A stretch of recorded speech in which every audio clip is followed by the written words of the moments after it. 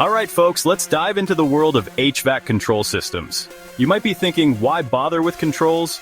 Well, they're the brain of your HVAC system. Without them, you'd be stuck in the Stone Age, manually adjusting everything. First up, the thermostat. It's the most familiar control device, right? It senses the temperature and tells your system when to heat or cool. Think of it as the main communicator. Next, we have the sensors. These little guys monitor everything from temperature to humidity and even air quality. They ensure your system runs efficiently and keeps the environment comfy. Then, there's the control board. This is the hub where all the magic happens. It processes information from the thermostat and sensors, then sends commands to different HVAC components. Imagine it as the conductor of an orchestra, ensuring every part works in harmony. Don't forget about the actuators. These components receive signals from the control board and make physical adjustments, like opening dampers or adjusting valves.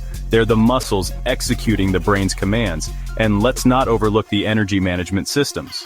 These advanced controls help you save energy and reduce costs by optimizing system operations.